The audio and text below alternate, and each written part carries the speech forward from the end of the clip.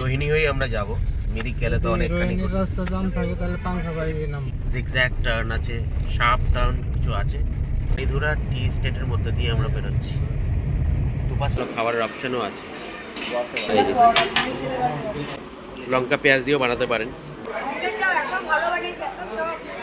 পরে দোকানটা আপনার খুব ভালো ছিল। দার্জিলিং থেকে নতুন একটি ব্লগে আপনাদের সবাইকে স্বাগত। এটা হচ্ছে পার্ট 4। আজকে হচ্ছে 2 এপ্রিল। ক্যাব বাজার থেকে আমরা গাড়ি বুক করেছি। ক্যাব বাজার থেকে আমি এনজিপির থেকে যখন দার্জিলিং এসেছিলাম তখনও গাড়ি বুক করেছিলাম, আর যাওয়ার সময়ও দার্জিলিং থেকে এনজিপি অবধি ক্যাব বাজার থেকে বুক করেছি। তো যেই ড্রাইভার অ্যাসাইন করা হয়েছে, তো উনি বললেন যে আপনারা পারলে আরেকটু তাড়াতাড়ি বেরিয়ে পড়ুন। এখন বাজে 7:30। আমি ড্রাইভারকে ফোন করে দিয়েছি, উনি 8:45-র মধ্যে চলে আসবেন, আমরা বেরিয়ে পড়ব। 8:45 আগেই আমরা বেরিয়ে যাচ্ছি। বেরোনোর কথা ছিল 8:30। দাদা ক্যাব বাজার থেকে আমাদের অ্যাসাইন হয়েছে, এর নাম বিষ্ণু। ইনি আমাদেরকে বললেন যে একটু যদি তাড়াতাড়ি বেরোনো যায় তাহলে ভালো হয়, তাই আর কি। 2:55 ট্রেন যদি নাম ধরতে পারি তাহলে তো সমস্যা হয়ে যাবে। এই আমরা দার্জিলিং থেকে এখন বেরোচ্ছি। সকাল 7:45 বাজে। মনটা ভালো নেই, শেষ দিন ছেড়ে চলে যেতে হচ্ছে দার্জিলিং। আমিও রেকমেন্ড করবো আপনারা যদি কখনো আসেন তাহলে ক্যাব বাজারকে একবার কনসিডার করতে পারেন। সে আমি লিঙ্ক দিয়ে দেবো। এছাড়াও আপনারা গুগল প্লে স্টোরে গিয়েও ক্যাব বাজারকে ডাউনলোড করে আপনাদের রিকোয়ারমেন্ট হিসাবে গাড়ি বুক করতে পারেন। যে কোনো জায়গার, মানে ভারতবর্ষে যে কোনো জায়গার আপনি এই গাড়ি পেয়ে যাবেন ক্যাব বাজার অ্যাপের মধ্যে গিয়ে। সামনের ট্রাকটা সব ভিউ নষ্ট করে দিচ্ছে। সাইড না দিলে যাওয়া যাবে না, নিজেদের সাইড দিচ্ছে না আমাদের যেতে দিচ্ছে।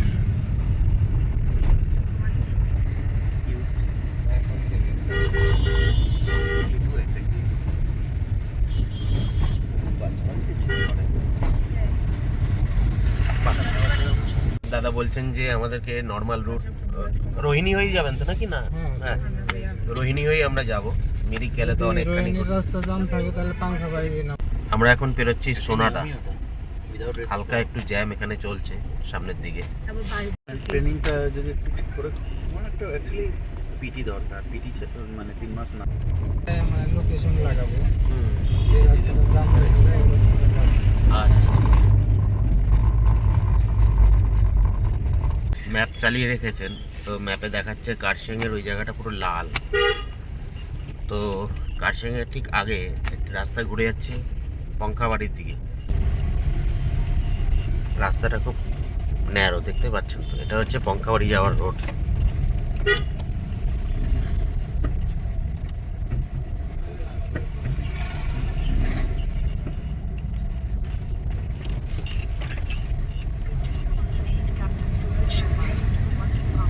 এটা পঙ্খাবাড়ি গাড়িধুরা রোড। আচ্ছা, এটা হচ্ছে টি স্টেট, পঙ্খাবাড়ি টি স্টেট।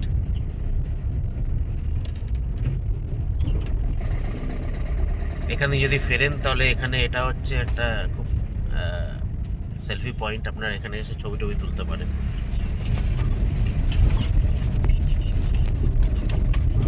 রাস্তাটা অতটা ভালো নয়, একটু খারাপের দিকে। হ্যাঁ, কিন্তু এদিকটা ভিড়টা কম, গাড়ির ট্রাফিকটা কম।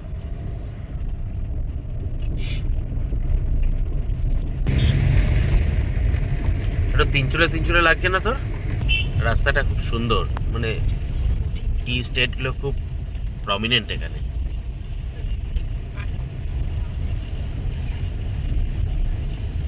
কার্শিয়াংয়ের তুলনায় আপাতত ট্রাফিকও খুব কম। রাস্তাটা হলো একটু খারাপ বেশি। একটু খারাপ দিকে।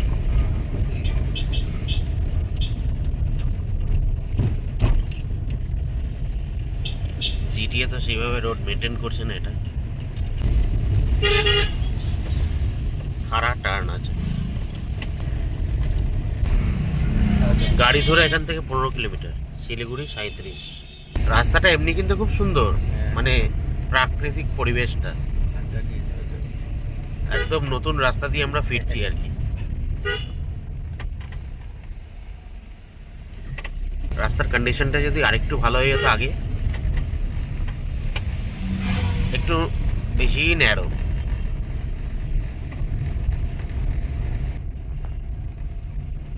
আবার হেয়ারপিন টার্নটা দেখেছিস?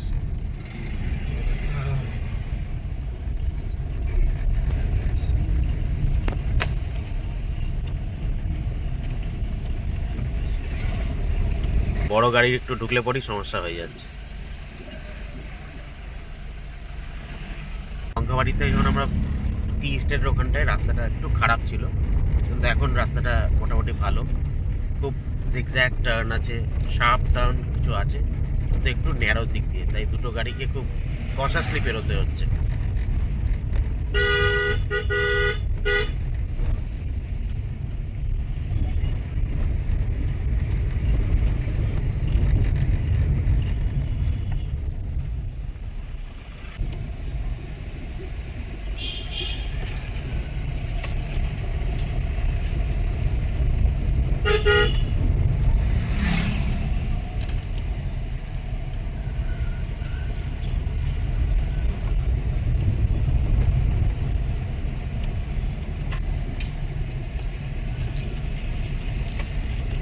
স্টিফ কার্ভ সবকটা।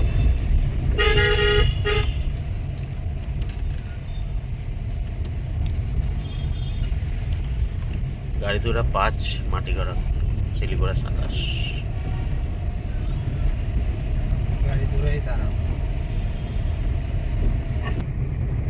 গাড়িধুরা টি স্টেটের মধ্যে দিয়ে আমরা বেরোচ্ছি। দুপাশে রাস্তাটা দেখ একবার,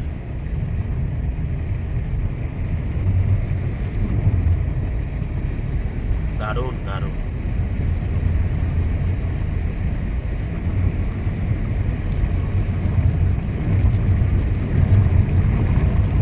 অনেকক্ষণ বাদে সোজা রাস্তা পেয়েছি, তাহলে এতক্ষণ তো গাড়ি শুধু ঘুরেই যাচ্ছে স্টিফ টার্ন নিয়ে।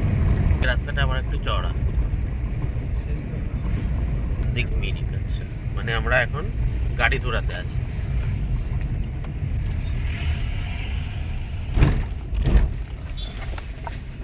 এই ডান দিকে রাস্তাটা মিরিকের দিকে। চায়ের দোকানে দাঁড়াবেন যেখানে একটু বসন টসন থাকলে ঠিক আছে।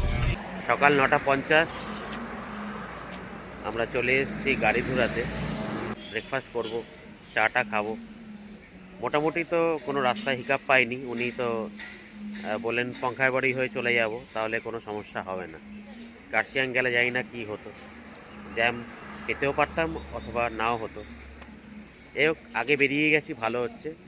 এই ক্যাব বাজার থেকে আমাদের এই ডিজায়ারটা অ্যালট করেছে। আর এই বিকাশ রেস্টুরেন্ট, এখানে আমরা একটু বিরতি নিয়েছি ব্রেকফাস্ট করার জন্য। ভালো খাবারের অপশনও আছে।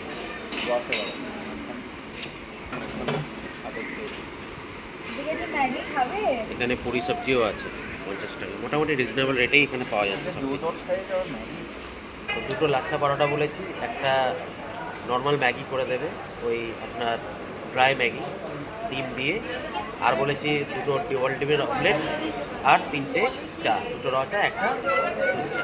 এই হচ্ছে ব্রেকফাস্ট আপাতত। লাচ্ছা পাওয়াটা তোদের লিকার চা, লিকার চা।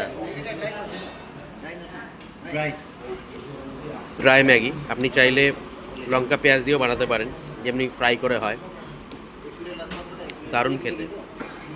খেয়ে নিয়ে কেমন লাগলো এখানে?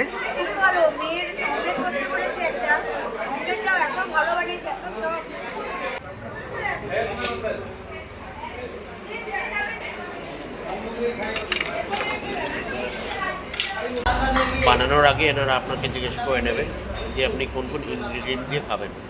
লঙ্কা পেঁয়াজ, অমলেটের ক্ষেত্রেও ম্যাগির ক্ষেত্রেও সব ক্ষেত্রে, ড্রাই খাবেন না একটু স্যুপের মধ্যে খাবেন, সব কিছু এরা জিজ্ঞেস করে নেবেন। আপনার রিকোয়ারমেন্ট হিসাবে এনারা আপনাকে সেইভাবে বানিয়ে সার্ভ করে দেবেন। সত্যিই ভালো। এই খাবারের দোকানটা আপনার খুব ভালো ছিল, খাবারগুলো সত্যিই ভালো। একটু নিয়ে খাও না, তোমার তো সমস্যা হচ্ছে ওটা, তুমি আমরা ভালো জায়গায় দাঁড়াই, জানি তো, তাই তো বললাম। আমরা এখন পেরে যাচ্ছি মারিয়ান বাড়ি টি স্টেট।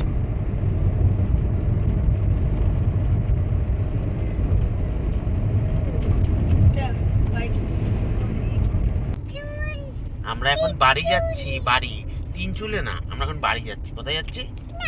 বাড়ি যাচ্ছি, বাড়ি। তাহলে কোথায় যাচ্ছি? তিন চুলে। ওহো, তিন চুলে কি করে যাব? এই দেখ এনজিপি স্টেশন, এইখান থেকে ঘুরতে হবে। 12টার বাদ এখানে কাজ চলছে এখন, রাস্তা দেখেছিস?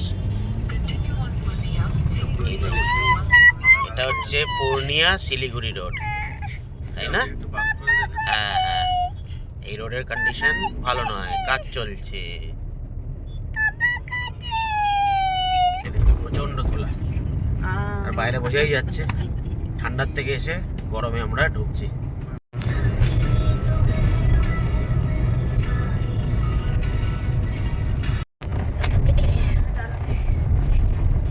ফাইনালি 11:35 আর আমরা চলে এসেছি নিউ জলপাইগুড়ি স্টেশন। এসে পৌঁছালাম এনজেপি। র্যাম দিয়ে হাঁটতে একটু সময় লাগলো স্টেশন এসে পৌঁছতে। ম্যাসিভ অমৃত ভারতের কাজ হচ্ছে, কার পার্কিং ওখান থেকে। এখন এসে বসে আছি এক্সিকিউটিভ লাউঞ্জে। 3 ঘন্টার জন্যে 90 টাকা করে পার হেড, তো 370 টাকা দিয়ে আমরা তিনজনে দাঁড়া এক্সিকিউটিভ লাউঞ্জের জন্য 3 ঘন্টায় এখন একটু নিশ্চিন্তে বিশ্রাম করব। 5 বছরের নিচে কোনো ভাড়া লাগবে না, তাই কৃতিকা ফ্রি অফ কস্টে আমাদের সঙ্গে থাকবে। Number platform I forget. May I have your attention? এই হচ্ছে প্ল্যাটফর্ম নম্বর 4। ক্লক রুমের সামনে হচ্ছে এই এক্সিকিউটিভ রুম। পুরো দার্জিলিং সিরিজটা আপনাদের পছন্দ হয়েছে, ফ্রম পার্ট 1 টু পার্ট 4। অন্য পার্টগুলো না দেখে থাকলে আপনারা দেখে নিতে পারেন। ডেসক্রিপশন বক্সে সবকটার পার্টেরই লিঙ্ক দেওয়া রইল, আপনারা দেখে নিতে পারবেন। সঙ্গে হোটেল রিলেটেড ব্লগ তো থাকবেই, তাছাড়াও বন্দে ভারত মানে হাওড়া এনজিপি আর এনজিপি হাওড়ার বন্দে ভারতের ব্লগও আপনারা এই চ্যানেলে এই সিরিজের মধ্যে পেয়ে যাবেন, যাতে আপনাদের ট্যুরটা প্ল্যান করতে যদি কম সময়ের মধ্যে আর খুব লেটে প্ল্যান করেন তাহলে সুবিধা হয় প্ল্যানটা করতে। থ্যাংকস ফর ওয়াচিং কৃতিকার ট্রাভেল। দেখা হবে নতুন একটি ডেস্টিনেশন, নতুন একটি ব্লগে।